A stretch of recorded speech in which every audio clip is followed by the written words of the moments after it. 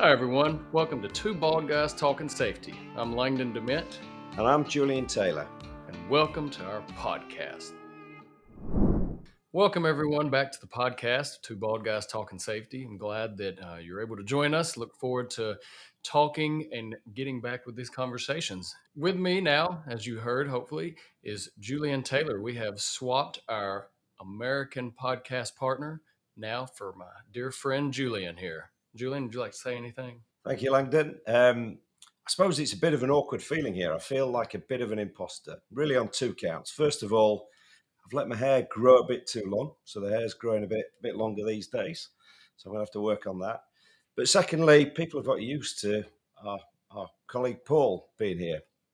And it's a bit like when you watch a TV series or you watch a film or a film series, and you get used to an actor, don't you? So I think about James Bond. I think about Matt Damon in the Bourne film. So it's Matt Damon, Matt Damon, Matt Damon. Strange guy I've never seen before. And it feels awkward, doesn't it? But then Matt Damon came back. He So did this come back. time, Jules is here to stay, though, everyone. So don't worry. I was going to say, so you're suggesting here that No. I might have a fairly short podcasting career ahead By of no me. means. We're going to start this new cadence and we're going to keep it rolling. We're going truly international now. And that's why we have broadened from just an American to now an American bald guy and a British bald guy. And in reality, safety, actually, there's a lot of similarities. It doesn't matter where you go in the world, there's lots of similarities. So that's going to work well. I think it'd be good to sort of talk a bit about how we know each other. So we've worked together for a couple of years now. And I've got to talk about the first time I really worked together with Langdon, and we were doing a webinar. And I hadn't sort of gauged, I hadn't really got to know his wacky sense of humour by then. So I thought we've got this fairly serious guy I'm working with here, and we're doing this webinar. And on a webinar, we'll have questions coming through, and we can see the questions, and we can decide which questions we're going to use in the webinar. So we've got these serious questions coming through from these safety professionals. And then all of a sudden, this question comes through, and I nearly fell off my chair. And the question was, when did Billy Bob Thornton give up acting and become a safety professional? And I think it was intimating that Langdon has a resemblance to Billy Bob Thornton.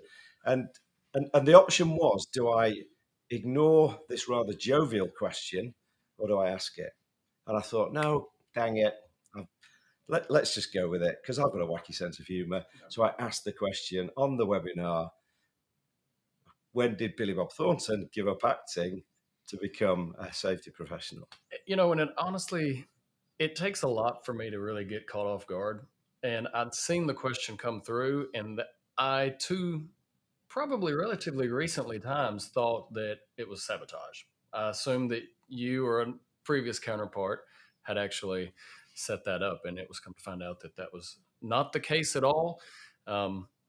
It was reality. So I'm assuming it probably more than the appearance, because he's not bald. It's more my Southern dialect, the way I talk. I have a feeling. So I'm assuming that was someone from overseas and not a fellow American that said that. But maybe.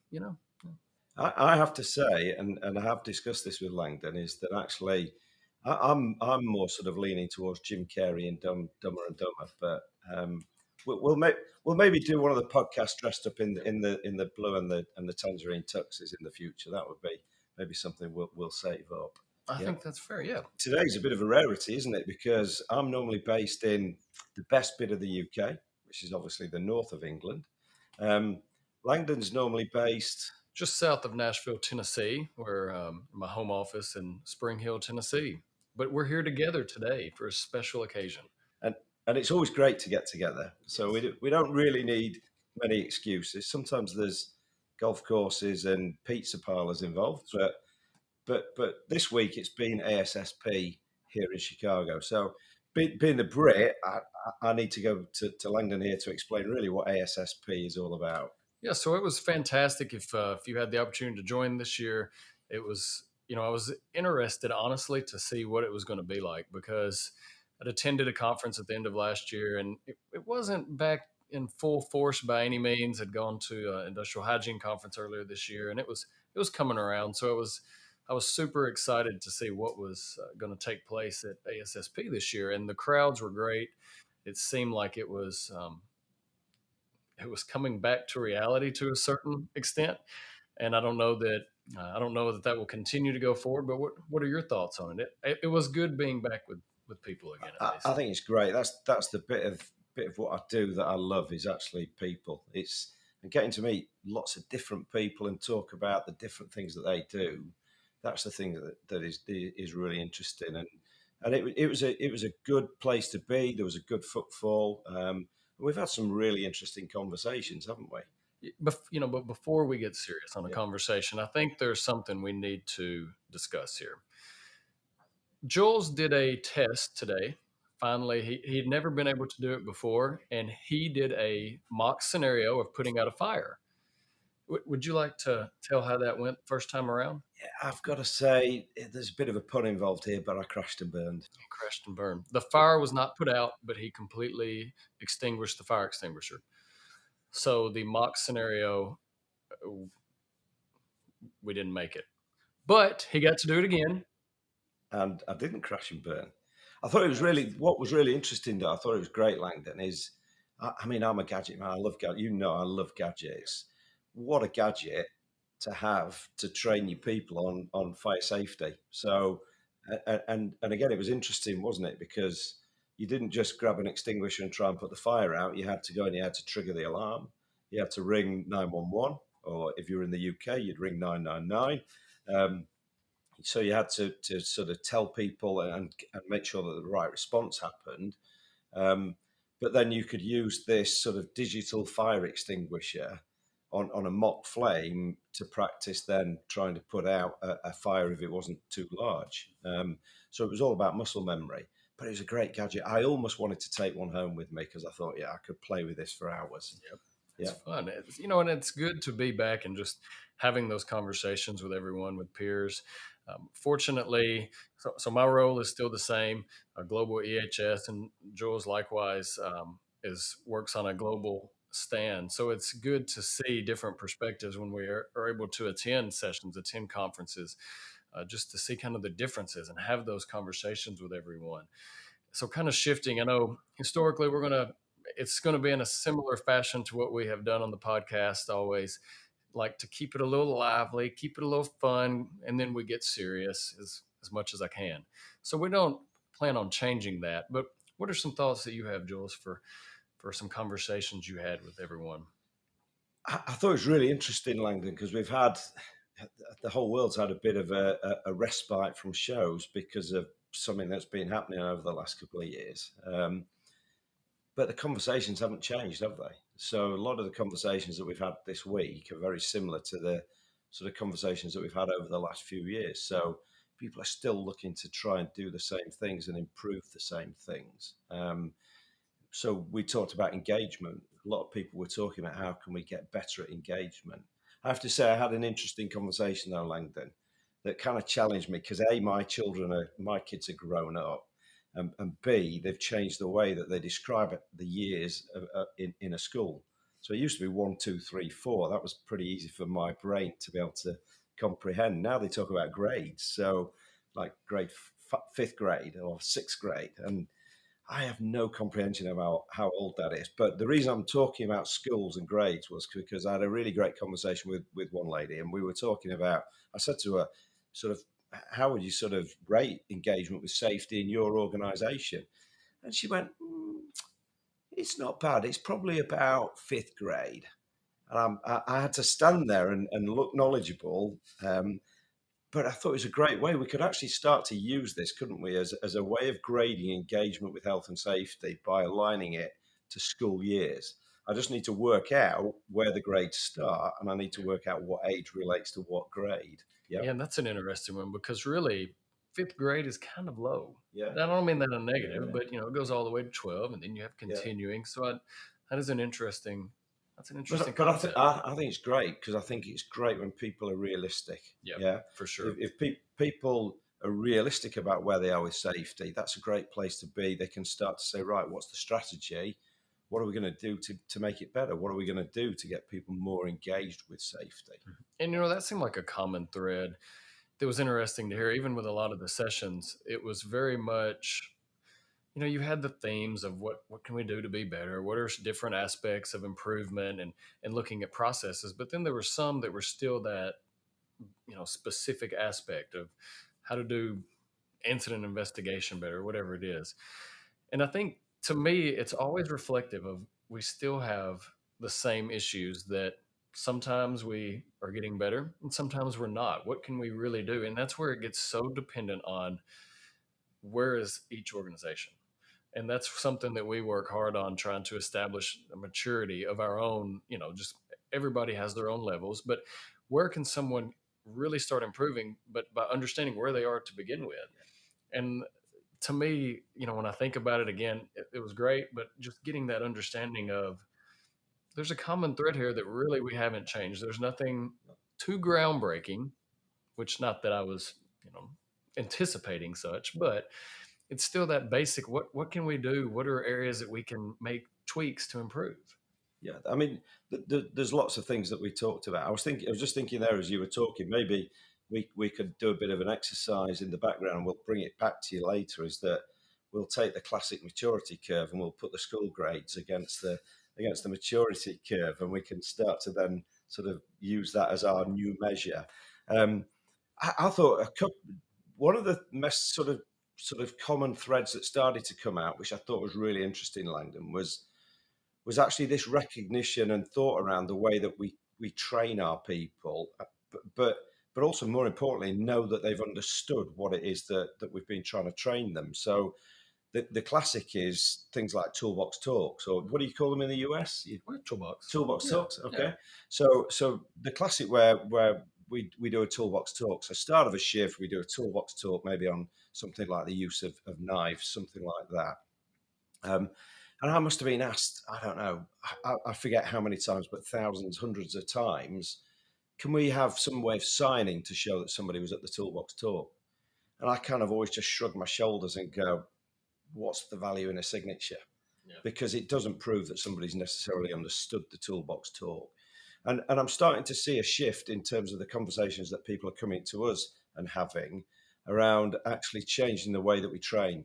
So let's stop taking people away from the workplace, stop taking them maybe into a classroom or to sit and do an e-learning session. And how can we do something that's more at the point of work? So actually we get somebody to go through the training and then immediately put it into practice. And because the problem we've had in the past is we disassociate the training from the activity. And again, in my mind, the way to sort of really think about this is I've been trained, I've done I would say at least 4 pretty comprehensive Excel courses, and I'm still absolutely useless at Excel. Yep. And I get to the point of trying to do something in Excel, and my brain's saying, you can do this, and there's a way to do this, but I can't quite remember how to do it. And See, I again, don't even experience that. okay, So there you go. yeah, okay. So, but it's a dangerous place to be, isn't it? So the more point at work we can make things, the better. And it's great to hear safety professionals sort of asking that question and starting to want to do that.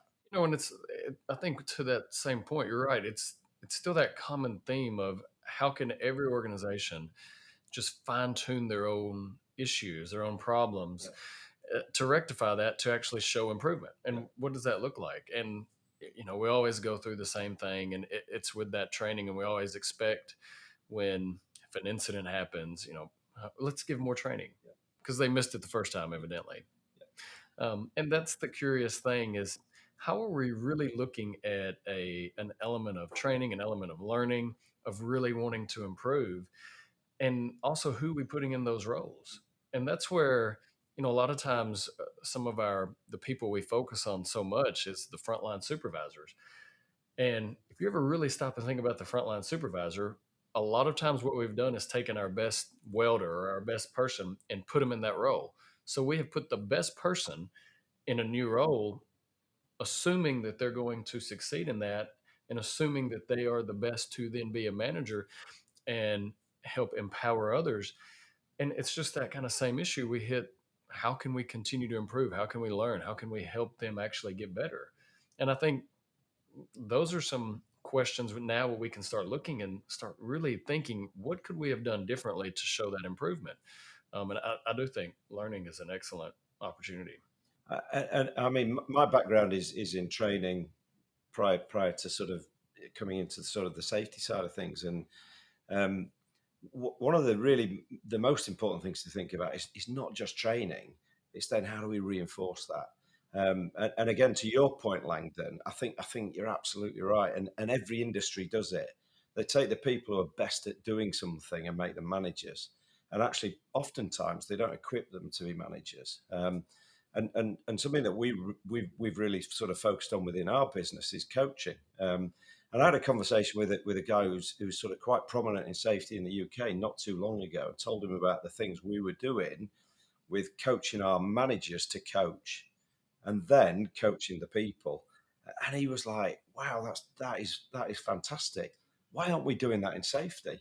So again, that's something we can talk about moving forwards. We can talk about sort of how do we train people most effectively, but also then how do we reinforce it? And again, another sort of step on top of that, and the bit I'm passionate about is leadership. Yep. So actually, what are our leaders doing when they go to visit a facility, when they go to visit a team or a department, actually to show that safety is important and to reinforce what's being said to people around safety and around the behaviors that we're looking for.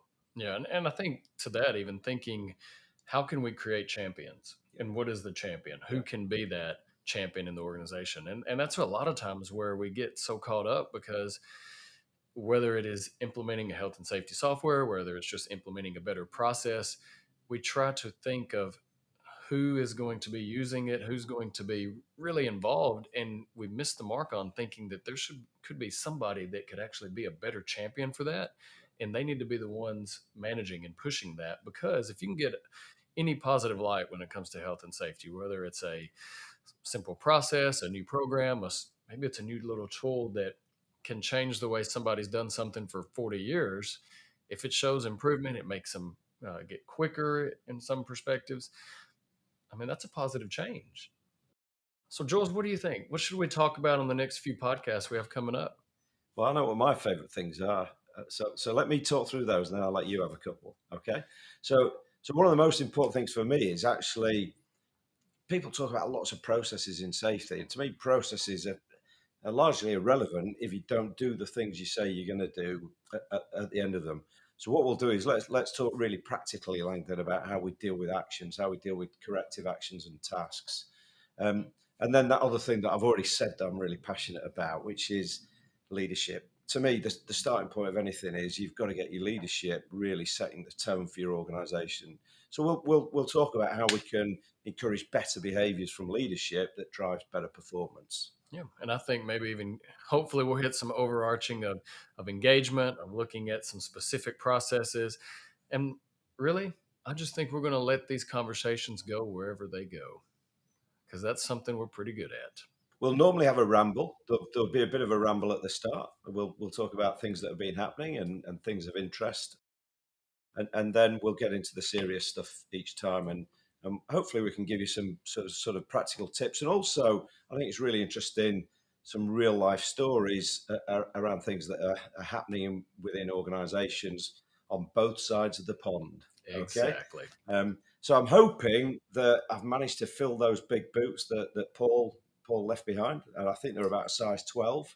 Okay, so I'm hoping I've filled those adequately. And I'm really looking forward to many more conversations. I am as well. And we're going to keep the cadence of bi weekly. So we'll have a lot more podcasts coming your way. If you enjoyed this podcast, we look forward to talking to you again soon. Please follow and subscribe on Spotify, Apple. You can also check us out at evotix.com. And if you want to really check out how follically challenged we are, you can follow us on YouTube. Okay, so you can like and subscribe on YouTube. That would be great. Been great to talk today. Thanks for listening. Stay safe out there. And watch each other's back.